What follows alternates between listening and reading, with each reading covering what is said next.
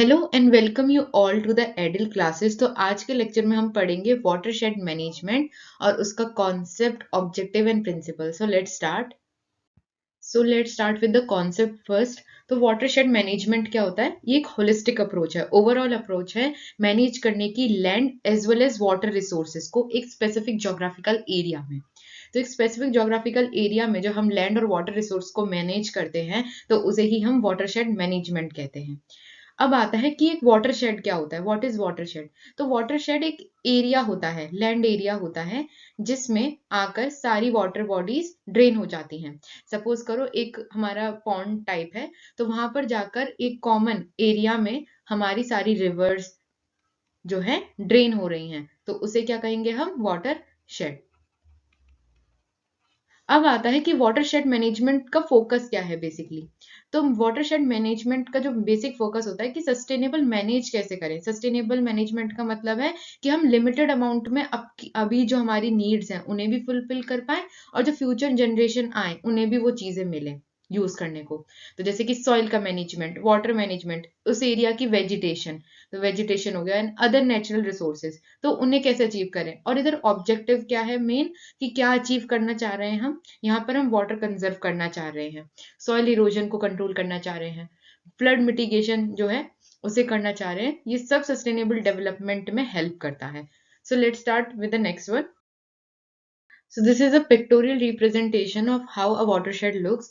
तो ये हमारा एक watershed है, ये एक मेन रिवर जा रही है। अब मैंने बोला कि मेन रिवर भी हो सकती है, पॉन्ड भी हो सकती है, जिसमें सारी ट्रिब्यूटरीज जो हैं ड्रेन हो जाएं एक कॉमन सोर्स में। तो यहाँ पे फॉरेस्ट से जो भी प्रेसिपिटेशन हुआ उधर से, लेक में जो पानी है वो विलेज एरिया में जो कलेक्ट हो जाता है, ट्रिब्यूटरी जो सिटीज में है, तो ये सब जाके मेन रिवर में ड्रेन आउट हो रही है, तो इसे ही हम वाटरशेड कहते हैं। अब ये अगर सपोज हमारा एक ट्रेन है जिसमें दो एरियाज, हमारे ज्योग्राफिकल एरियाज डिवाइड हो रहे हैं, तो ये वाटरशेड 1A माना जाएगा, ये वाटरशेड B माना जाएगा। दोनों डिवाइड होंगे by a watershed divide. Okay, so let's start with the objectives. So let's discuss with the objective first. Why should we build the watershed? Watershed क्यों जरूरी है? तो सबसे पहला आता है वाटर कंजर्वेशन का, कि पानी हम लोगों को कंजर्व करना है। वाटरशेड मेन काम क्या होता है? ड्रेन हो जाता है उसमें वो पानी, तो वो उसमें क्या होता है, कलेक्शन में जब हेल्प हो जाती है तो वाटर होल्डिंग कैपेसिटी एक तो बिल्ड करके रखता है।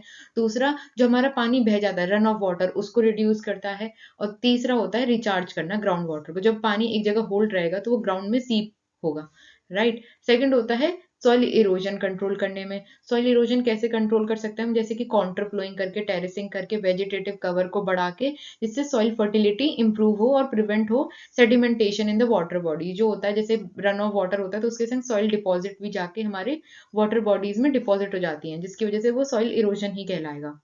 थर्ड आता है फ्लड मिटिगेशन। फ्लड मिटिगेशन का मतलब बताया था कम करना कोई भी स्ट्रेसफुल कंडीशन को। इधर स्ट्रेसफुल कंडीशन क्या है हमारी? फ्लड।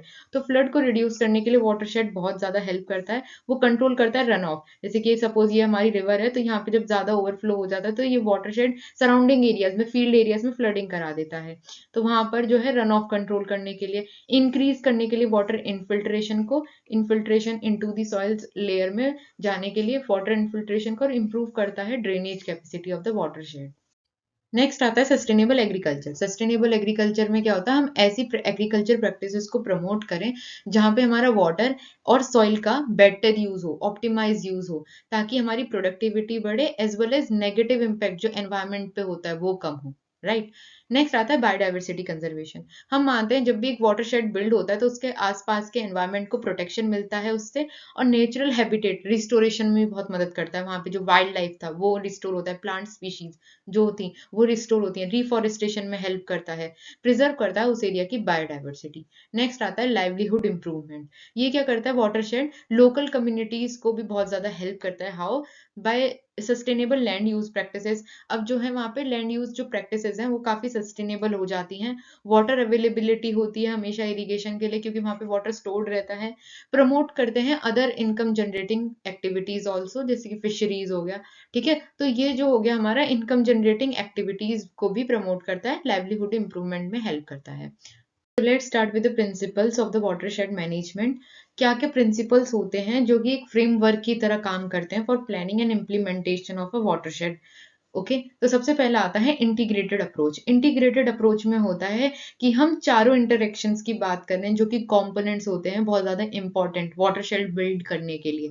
सबसे पहला आता है लैंड, दूसरा आता है वाटर, सेकंड आता है वेजिटेशन ऑफ एन एरिया, और फोर्थ आता है हमारा सोशियो इकोनॉमिक फैक्टर, पैसा और जो हमारे आसपास के लोग हैं उसका।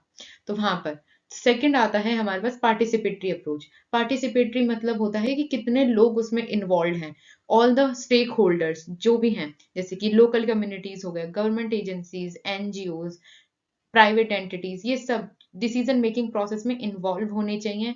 और इसके बाद हम लोगों का implementation of the watershed management activities जो है इन्हें समझानी है और इन्हें बताना है कि इसमें ये है, और इसके बाद ही हमें कोई फाइनल डिसीजन लेना है। तो सब में पार्टिसिपेटरी अप्रोच होना चाहिए। थर्ड आता है एडेप्टिव मैनेजमेंट। इसमें ये नहीं है कि आपने एक बार वाटरशेड बनाया और उसके बाद छोड़ दिया। कॉन्टिन्यूस मॉनिटरिंग होनी चाहिए, असेसमेंट होनी चाहिए कि जो इम्पैक्ट है अभी भी मैनेजमेंट का वो अभी भी इंटैक्ट है कि नहीं, हमें कुछ इंटरवेंशन करने की जरूरत तो नहीं है। जो भी अगर अगर हमें करने की जरूरत है, क्योंकि सपोज एनवायरमेंट चेंज हुआ उस जगह का, जो भी एनवायरमेंटल चेंजेस हुए तो उस हिसाब से हमें इंटरवेंशन करना पड़ेगा, कुछ नेसेसरी एडजस्टमेंट करने पड़ेंगे based on the feedback also. जो भी हमारे स्टेक होल्डर्स हैं उनके फीडबैक के बेसिस पे भी हम चेंजेस ला सकते हैं। नेक्स्ट पॉइंट आता है हमारा watershed as a planning unit. हम किसी इंडिविजुअल प्लॉट या एक्टिविटी पे फोकस नहीं करते हैं, रेदर देन हम एक कोऑर्डिनेटेड अप्रोच और एक comprehensive all the components involve करके हम एक वाटरशेड का प्लान तैयार करते हैं। नेक्स्ट आता है सस्टेनेबल लैंड यूज। यहाँ पर जो है हमें लैंड यूज प्रैक्टिसेस जैसे कि सस्टेनेबल हमें चीजें एक्टिविटीज एग्रीकल्चर प्रैक्टिसेस को प्रमोट करना चाहिए। Environmental friendly and socially acceptable हमारी जो एक्टिविटीज है उन्हें प्रमोट करना चाहिए, और based on the capacity, carrying capacity कितनी है वाटरशेड की, उस बेसिस पे भी हम लोगों को लैंड का यूज करना चाहिए। नेक्स्ट आता है conservation and restoration. Emphasising on the conservation and restoration of the natural resources जैसे कि soil, water, vegetation, to maintain क्या करने के लिए, इकोलॉजिकल बैलेंस मेंटेन करने के लिए चारों कंपोनेंट्स को आपको ध्यान में रखना है, इनका कंजर्वेशन और रिस्टोरेशन करना है ताकि क्लाइमेट चेंज पे अफेक्ट ना आए। नेक्स्ट आता है हमारा कंजर्वेशन एंड रिस्टोरेशन। इसमें क्या emphasizing the conservation and restoration of the natural resources, soil, water and vegetation, ताकि हम इकोलॉजिकल बैलेंस को मेंटेन कर पाएं और रिजिलियंट जो भी क्लाइमेट चेंज की वजह से चेंजेस आते हैं उनको हम लोग फाइट कर पाएं। तो उसके लिए हम लोगों को इन चारों कंपोनेंट्स का कंजर्वेशन और रिस्टोरेशन करना बहुत ज्यादा जरूरी है। लास्ट कंपोनेंट आता है capacity building. Building the capacity of the local communities. Local communities के लिए हमें इतनी कैपेसिटी रखनी है, जो भी वहाँ पे इंस्टीट्यूशन है उनके लिए और जो भी स्टेक होल्डर्स हैं उनके लिए, through the training, education and knowledge sharing enables the effective watershed management and sustainable development. हम लोग ट्रेनिंग करवा सकते हैं, एजुकेशन दे सकते हैं, नॉलेज बांट सकते हैं, जिससे कि हमारा इफेक्टिव वाटरशेड मैनेजमेंट का जो भी हमारा ऑब्जेक्टिव है वो फुलफिल हो और सस्टेनेबल डेवलपमेंट हो पाए।